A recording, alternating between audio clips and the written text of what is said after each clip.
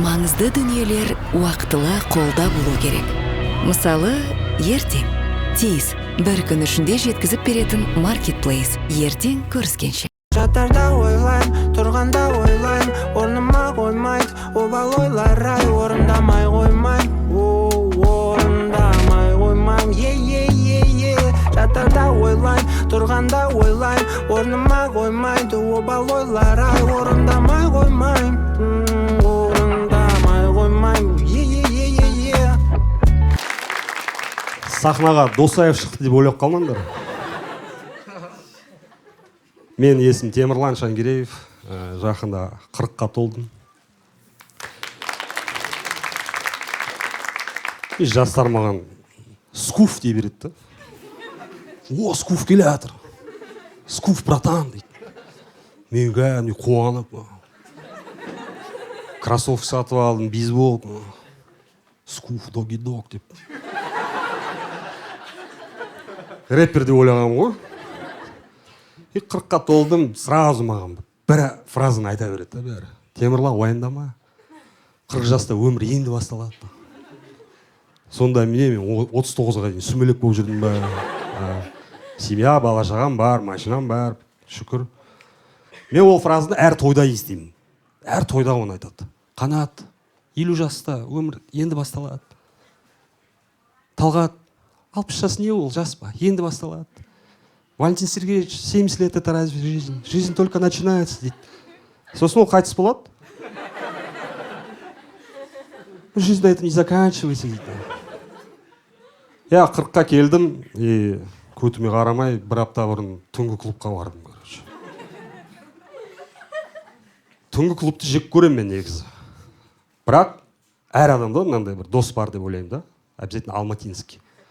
Бро, клубқа бару керек, бро. Тебе надо сходить в клуб, развесить. Ол жақта бір нереальный диджей болады, диджей Снейк. Ол жақта сет болады дейді. А мен үшін сет ол суши. Сөйтіп түнгі клубқа кірдім. Оказывается, клубный өлеңдер түсінбейді екенмін мен. Өйткені өлеңде куплет, қайырмасы, екі рет қайырмасы, сонымен бітеді.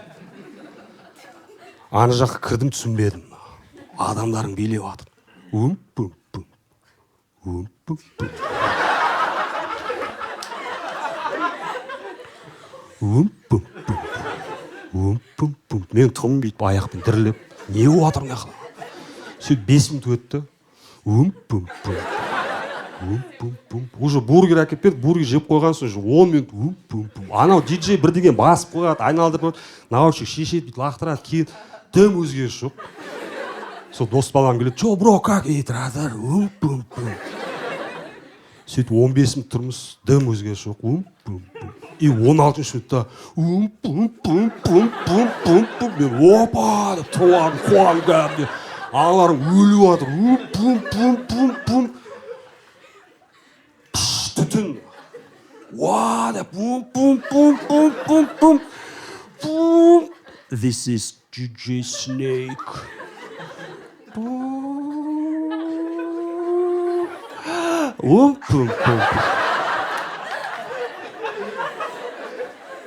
Короче, түсінбедім клубның атмосферасын. Еще әйелім звондай береді да. Мен оқып жүрейін сообщениесін. Звондайды да, тез приложениеға кірші, бір заказымды төлеп берші дейді. Қандай приложение? Тез дейді. Астық тұрма дедім. Тез болшы дейді. Не? Төлейміз ғой. Сам жібердім приложение дейді. Сөйтсе тез емес екен, тез екен. Бір күнде жеткізетін маркетплейс. Тағы бір жек көретін жері ол караоке. Бармайым енді караокеге. Менің бір ойым бар, караокеге әнді жақсы айтатын адамды кіргізбеу керек, заңды түрде. Өйткені караоке 1980 жылы әдейі ән айта алмайтын адамдарға арнап шығарған. Караокеде не айтады? Бәрі асылабым отырады. Мысалы, күйеуімен ажырасқан әйел лабада, асти бірдеңе айтады. Рокерлер цой, беремен, қаскелен балдар, да, это Кавказ. 91 тыңдайтындар бар, ән айтады. И обязательно бір тварь толып отырады ше. официант, 28,85, Брайан Макнайт. И екінші отыра, саған ты будешь петь Брайан Макнайт. Екінші микрофон әкеліңізші дейді. Бүйтіп айтатындар. There's a hero. Біз не істейміз, асыламыз ба ол кезде? Мен ойлаймын да, маған 500 теңге жіберіңдер қайтадан. 10 жыл бұрын сендер үшін SMS-ке жібергем X-Factor'ға. Особенно әншілермен туған күнде отыру қиын да. Мысалы, туған күнде отырасың, торт шығарған кезде қарапайым адамдар қалай айтады? Happy birthday to you, happy birthday, Жазира. Алларды көрсең. Happy birthday to your heart. Аяқта уже свеча күйіп кеткен, торт ағып кеткен. 40-қа келіп андай не отырмын да, андай тисе берем да әр нәрсеге, бірақ негізі ондай емес. Мен арықтағым келеді. Енді өзім семізмін деп айта алмаймын, бірақ кішігірім андай животик бар да, менде соған жыным келеді. Кәдімгі диетаға отырғым келеді, бірақ диетада обязательно нан жемеу керек та. Откажитесь от хлеба, все будет хорошо дейді. А мен нанды жақсы көремін. Мен нан мен майды азанда жемесем, мен маза жоқ, вообще жақындамаңдар. Мен азында тұрамын, мен доброе утро, жена, қызым қалайсың, мен нан мен май. Мысалы, Инстаграмда утро начинается с кофе десе, менікі утро начинается с нан мен май. Мен нанды қатты жақсы көремін, бірақ менде нан мен постоянно проблем менде, әсіресе кафеде. Мысалы, шашлыкке келесің, официант, шашлык, шашлык, салат, шай, нан. Кетіп қалады, нан әкеп береді. Сол отырасың күтіп. Шәймендеп жей басайсың. Түйіліп. Ровно нан біткеннен кейін шай кеп тұрады ғой.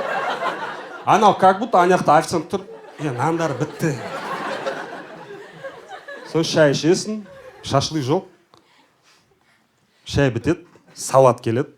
Шуғисың, помидор, огурцы. И шашлык келеді. Официант. Нан.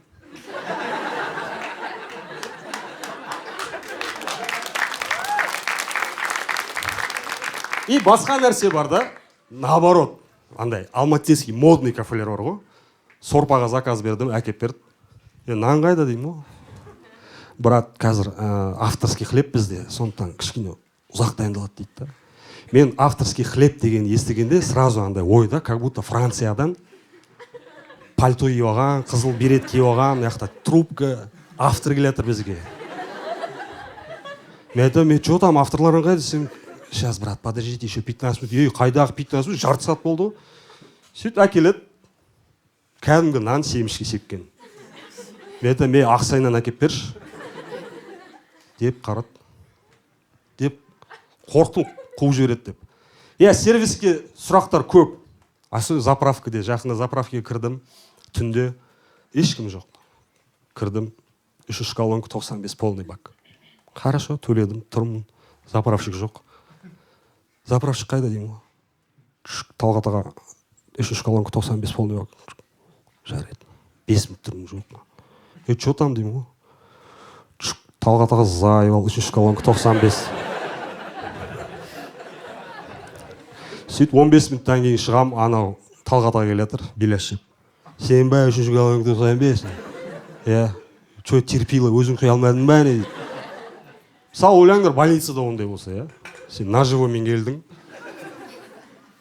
Врач қайда тігу керек еді. Талғатаға ножевое ранение. Қазір полный бак құйып алайын.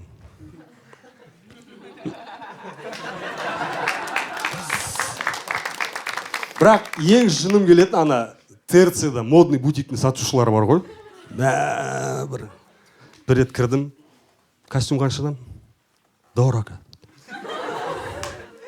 Қанша? Дорого, вы не позволите дейді. Жарайды дедім. Бежевый рубашка бар ма деймін ғой. Айвори. Айвори. Не ол? Бежевый рубашка. Дәл солай сұрадым ғой деймін. Сөйтіп Гуглға кірдім, айвори ол бежевый емес, цвет слоновой кости екен. Айтамын, жарайды, айвари бар ма десем, жоқ дейді. Онда не үшін мені жеп жатсың дедім. Жарайды, пиджак бар ма десем, сізге casual ма, лакшери ма дейді. Ол не деймін? Casual это на повседневку, лакшери это на выход. Мен қуанамын да, картоп сататын адамдар өтіп сөйлеспейді. Бір кезде ойлаймын, базарға келесің, қаншадан картошка? Апа, сізге картоп па, potato ма? Разница неде? Картоп өзімізге, potato ана, лакшери костюмдар. Жақында нерім кәдімгідей қайнап кетті. Автобуспен келе жатырмын, короче. 1,5 сағат өткенде мен ана неде тұрам, короче. Сен білмейсіңдер. Есіңізде ма, 1 жыл бұрын примерно автобуста бір ер кісі, бір қызды ұрған, потому что ол телефонмен хат сөйлескен. Бұл мен ғой болған десең. Жоқ, қалжың. Ол дұрыс емес. Бірақ мен өзім дәл сондай ситуацияда болдым. Келе жатырмыз. Бір қыз 1,5 сағат громкий связьбен телефонмен сөйлесіп жатыр, короче. Мен тыңдамаймын, короче. Бірақ 20 минуттан кейін кәдімгідей анан ішіне кіріп кеткен соң ғой уже. Короче, Жазира 27-те жігітмен ұрысып қапты. Талғат, неғып сен мені алып кетпедің. Талғатта түсінуге болады, ол, короче, колодка сатып алған ғой машинаға.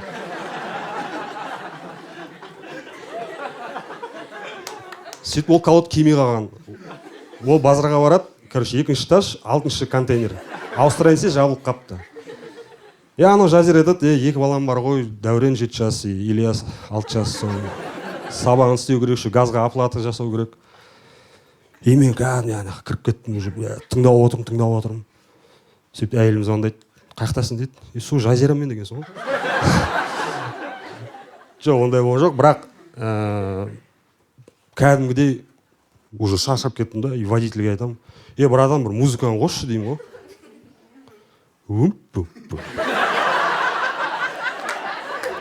Менде осы, рахмет.